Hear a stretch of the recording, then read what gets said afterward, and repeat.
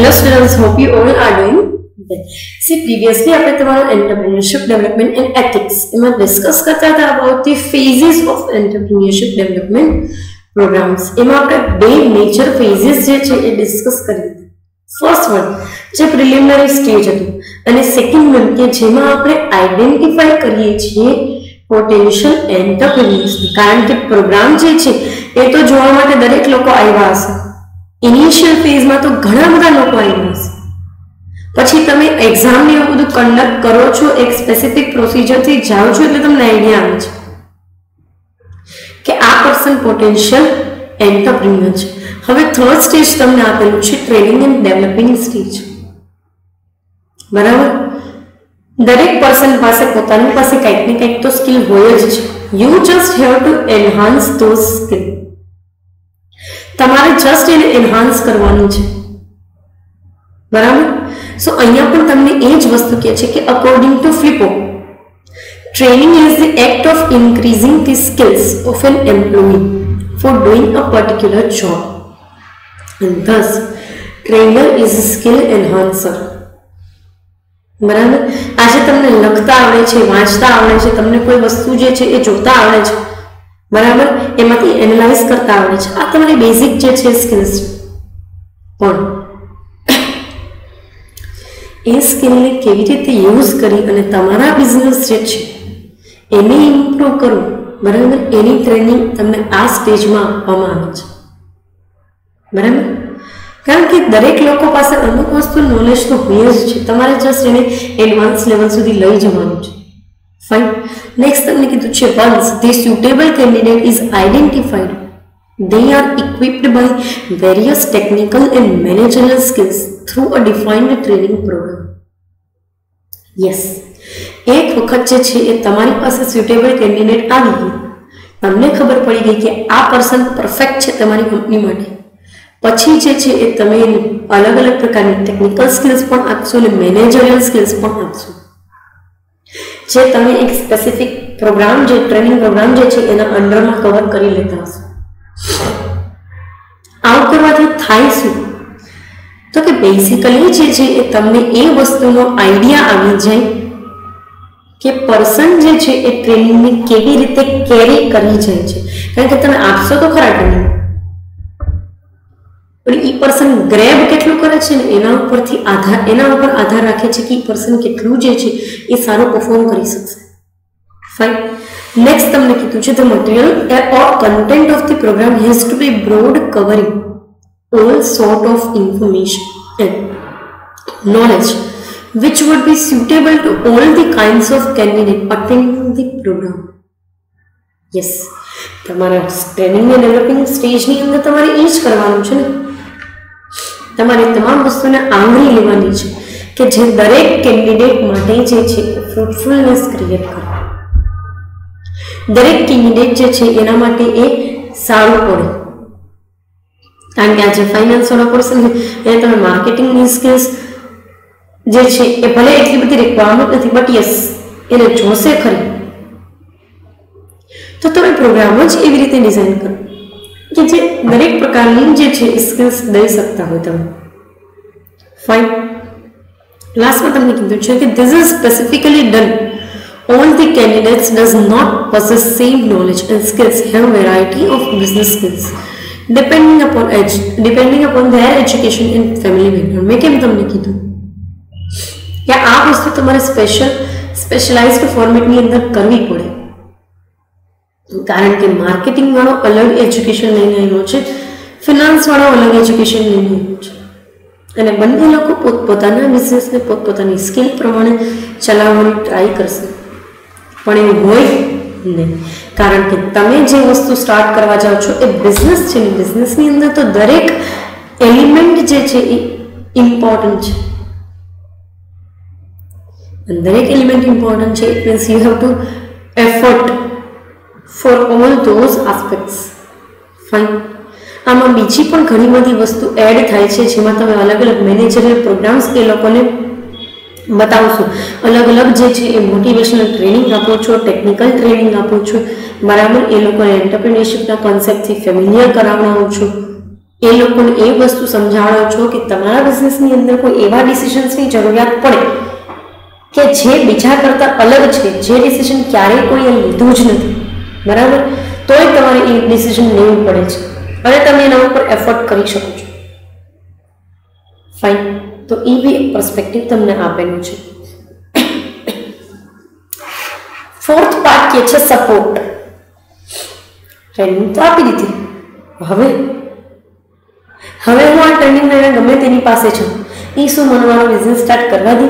ના. કોઈ બેંક વાળાને તમે એમ કહો કે હું આટલો ટેલેન્ટેડ છું, મને બિઝનેસ સ્ટાર્ટ કરવો છે, તો પૈસા એમને પૈસા આપી દો? ના. કોઈ વેન્ચર કેપિટલિસ્ટ એમને પૈસા આપે તો કે નહીં. કોઈને તમારા બિઝનેસની અંદર ફ્રૂટફુલનેસ દેખાય તો એ પૈસા આપે.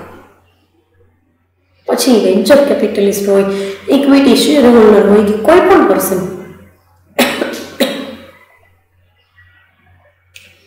પણ સપોર્ટ એ લોકો તમને આપશે કે જેને તમારી અંદર કંઈક ફ્રૂટફુલનેસ દેખાતી. તો આ ટ્રેનિંગ ડેવલપમેન્ટ પણ એ જ કામ કરશે, તમારા માટે સપોર્ટ ક્રિએટ કરવાનું. એમાં તમને કીધું પણ છે કે support system forms N important part of ADP. After imparting training to the potential entrepreneur, the equipping them with the required skills and knowledge, they would now be ready to set up an enterprise in the market. Yes, trained તો હું છું જ, knowledge પણ છે મારી પાસે, product કેમ develop થાય ને ત્યાં સુધીની મને ખબર પડે છે, પણ તોય વિથઆઉટ સપોર્ટ હું મારું જે છે એ એન્ટરપ્રાઇઝ એસ્ટાબ્લિશ નહીં કરી શકું. મારે રિસોર્સિસ તો જોઈએ ને, અને રિસોર્સિસ લાવવા માટે પૈસા જોઈએ. પૈસા હશે તો રિસોર્સિસ લાવી શકશું, અને રિસોર્સિસ લાવશું તો બિઝનેસ ઊભો થાય. આ ફેક્ટ છે, બહુ નોર્મલ એવું fact. In order to start a new venture, the required assistance should be arranged by the institution, which initially helps them to procure raw material, finance, machinery, tools, and equipment and other amenities. Yes. તમારે એક નવો business ચાલુ કરવો ને તો તમને જે છે એ જરૂરિયાતની હેલ્પ એવી રીતે પ્રોવાઈડ થવી જોઈએ કે તમે ઇઝીલી જે છે એ રો મટીરિયલ, મશીનરી, ઇક્વિપમેન્ટ્સ બધું લઈ આવી શકો અને બીજી અમુક ફેસિલિટી તમારા બિઝનેસ માટે ઊભી કરી શકો. તો એ કામનું છે તમારા માટે, બરાબર. તો એ પર્સપેક્ટિવ આપેલું છે અને એ પર્સપેક્ટિવ થ્રુ જે છે એ આપણે આગળ જે છે એ જોશું કે કેવી રીતે કરવું. જોઈએ લાસ્ટ પાર્ટ તમને આપેલું છે supervising and follow up stage.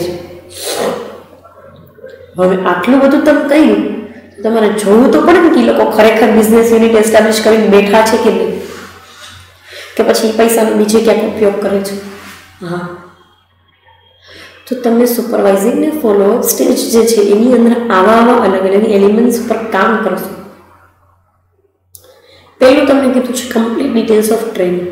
Yes, ટ્રેનિંગની તમામ પ્રકારની ડિટેલ્સ, કરંટ ડિટેલ તમારી પાસે અવેલેબલ હોવી જોઈએ. એ કેવી રીતે જે છે અત્યારે કામ કરે છે, ક્યાં કામ કરે છે, કોની પાસે તેણે પૈસા લીધા છે, તમે એનો બિઝનેસ કેવો ચાલે છે, પ્રોફિટ કરે છે કે નહીં, તમામ વસ્તુ. સેકન્ડ આવે છે records of recruitment and selection. તમે કેવી રીતે એ પર્સનને તમારા ટ્રેનિંગ પ્રોગ્રામની અંદર રિક્રુટ કર્યા હતા, કેવી રીતે તમે સિલેક્ટ કર્યા હતા, એનો રેકોર્ડ એ તમારે મેન્ટેન કરવો. કારણ કે પછી જ નક્કી થાય ને જ્યારે એ માર્કેટમાં જાય કે એણે કેવોક જે છે એ એન્વાયરમેન્ટની અંદર પગ પેસારો કર્યો છે. બરોબર, હજી પાપાપુલ્લી કરે છે કે સરસ રીતે જમાયેલો છે એનો ધંધો, બરાબર, એ જોવું બહુ ઇમ્પોર્ટન્ટ પાર્ટ છે. નેક્સ્ટ તમને કહે છે record of work performance. Yes, એને પ્રીવિયસલી ટ્રેનિંગ પ્રોગ્રામની અંદર કેવો પરફોર્મન્સ આપ્યું હતું અને અત્યારે માર્કેટમાં એનો બિઝનેસ કેવી રીતે સેટઅપ કરે છે એ. કારણ કે જેવો બિઝનેસ સેટઅપ થશે ને, જેવો બિઝનેસ સેટઅપ થાય ને એ ઉપરથી નક્કી થાય. કે એ કેટલો પ્રોફિટ કમાશે, કેટલી જે છે એની પ્રાઇસ રાખશે, કેવી રીતે માર્કેટ સુધી પહોંચશે. ફાઇન. તો એ એક વસ્તુ આપેલી છે. આગળ તમને કીધું છે એસ્ટાબ્લિશિંગ and maintaining contact with the entrepreneurs who are out in the market. Yes, આ તમારા ફોલોઅપ સ્ટેજનો જ ભાગ છે. તમે કોન્ટેક્ટ એસ્ટાબ્લિશ કરો અને એની સાથે કોન્ટેક્ટ મેન્ટેન કરી નાખો કે જે લોકોને તમે ટ્રેન કર્યા હતા અને જે અત્યારે માર્કેટની અંદર એન્ટરપ્રિન્યોર તરીકે છે ઓલરેડી. બરાબર, આ પાર્ટ. તો તમને બીજા લોકોને પ્રમોટ કરવામાં ઇઝી રહેશે, એટલે કે નવા ટ્રેનિંગને પ્રમોટ કરવા ઇઝી રહેશે. ફાઇન, જેમાં આ લોકો તમારી હેલ્પ કરી શકે એમ છે. બરાબર. નેક્સ્ટ કીધું છે visit to every entrepreneurs enterprise periodically. દરેક એન્ટરપ્રિન્યોર જે છે એના એન્ટરપ્રાઇઝને એક એક પીરિયડ પછી જે છે તમારે વિઝિટ કરવા જોઈએ. દર 6 મહિને હોય કે વર્ષ દિવસે હોય. બરાબર, કારણ કે એને વિઝિટ કરશો તો તમને આઈડિયા આવશે કે કેવી રીતે જે છે એ પોતે ચાલે છે, પોતાનો બિઝનેસ કેવી રીતે ચલાવે છે. ફાઇન. નેક્સ્ટ તમને કીધું છે follow up of assistance taken by entrepreneur. Yes, તમે એડીપી પ્રોગ્રામ ફોર્મર પોતે લેવડાવી દીધા હોય ક્યાંકથી પૈસા, વેન્ચર કેપિટલિસ્ટ આગળથી કે બીજા કોઈ આગળથી. હવે તમે એ વસ્તુ જે છે એના આસિસ્ટન્સ જે છે એને કેવી રીતે ફ્રૂટફુલી ચલાવો છો એ મેટર કરે. કારણ કે ફોલોઅપ તો લેવું જ પડે, નકર ખબર ન પડે ને કે કેવી રીતે એ પર્સન પરફોર્મ કરે છે. કારણ કે એ લોકો જેવું ખરાબ કે જેવું સારું પરફોર્મ કરશે એના ઉપરથી નક્કી થાય ને કે એ પૈસા ભરશે કે નહીં. બરાબર, તો એ એક વસ્તુ કીધી છે. અને લાસ્ટમાં તમને કીધું છે ઇન્ક્વાયરિંગ અબાઉટ ફ્યુચર પ્લાન્સ. યસ, તમે ફ્યુચર પ્લાન એ પર્સનમાં કેવા છે એ તમારે જોવું બહુ ઇમ્પોર્ટન્ટ પાર્ટ છે. કારણ કે એ પર્સન આગળ જતાં પોતાનો બિઝનેસ જે છે એ ક્લોઝ કરી દેવાનું વિચારે છે, તો ઇટ મીન્સ કે કોઈ ફ્રૂટફુલનેસ નથી. અને એ પર્સન આગળ જતાં પોતે 1 કે 2 પ્રોજેક્ટ લોન્ચ કરવાનો છે as a part of expansion, તો એ તમારા માટે બહુ સરસ વસ્તુ છે. પણ એ તમે ફોલોઅપ લેતા હોય તો જ તમને ખબર પડે. ફાઇન, તો એ બી પર્સપેક્ટિવ છે. સો યસ, અહીંયા જે છે આપણા ફેઝિસ જે છે EDPના એ કમ્પ્લીટ થાય છે. And this is all about phases. Coming સેશનની અંદર આપણે ઇવેલ્યુએશન જે છે બરાબર EDPનું એ ડિસ્કસ કરશું. પર્ટિક્યુલર આ સેશન માટે અહીંયા સુધી રાખીએ. Thank you so much.